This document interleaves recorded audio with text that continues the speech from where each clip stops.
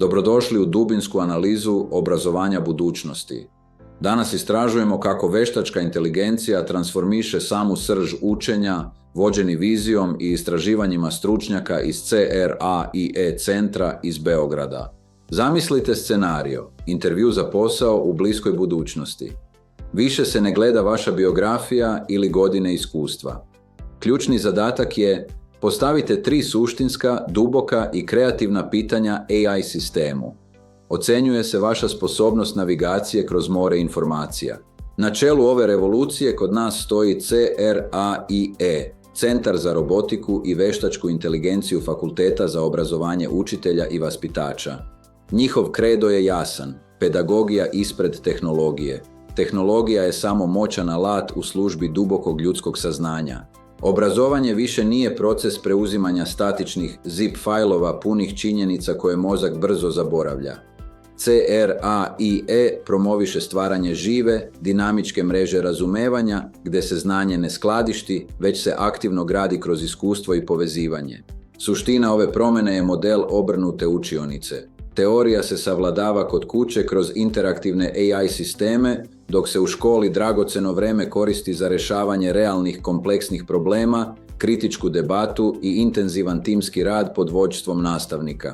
Sistemi poput Kanigoa i finske platforme Vile omogućavaju ono što je ranije bilo nemoguće: personalizovano mentorstvo za svakog učenika istovremeno. AI prati tačno gdje je učenik zapeo, analizira njegove greške i nudi podršku u pravom trenutku. Ali gdje je tu čovjek? Ako AI preuzme analitički teret i zamornu papirologiju, nastavniku se vraća ono najvažnije: vreme. Vreme za empatiju, za prepoznavanje skrivenog talenta i za rješavanje dubokih emotivnih blokada koje nijedna mašina ne može osjetiti. Heuristička nastava ili Digital Sokrat pristup koji CRAIE centar zastupa ključna je. Algoritmi su programirani da ne daju gotove odgovore. Umjesto toga oni glume neznanje i postavljaju pitanja koja vode učenika do samostalnog otkrića istine. Kognitivna nauka je jasna. Mozak trajno pamti samo ono oko čega uloži ozbiljan napor. Ta blaga doza frustracije kada ne znamo odgovor je zapravo gorivo za duboko učenje. AI asistent je tu da to trenje učini produktivnim, a ne obeshrabrujućim. Uzmimo primjer fizike. Umjesto suvoparne definicije, učenik prvo eksperimentiše. AI ga ne ispravlja odmah, već pita: šta misliš, zašto knjiga nije klizala zauvek? Kroz taj dijalog, pojam sile trenja postaje dio učenikovog iskustva, a ne samo reč u svesci. Tehnologija je ovdje hardware koji omogućava da se vrhunska pedagogija skališe. Jedan nastavnik sada može da upravlja sa 30 paralelnih sokratovskih dijaloga, pružajući svakom detetu pažnju koju zaslužuje, bez gubljenja fokusa ili vremena na osnovne stvari. CRAIE istraživanja definišu strogu strukturu ovakvog časa u 5 faza: motivacija, vođena pitanja, konceptualizacija, primjena i na kraju refleksija. To nije haos, već precizno projektovan put od radoznalosti do primenljivog znanja.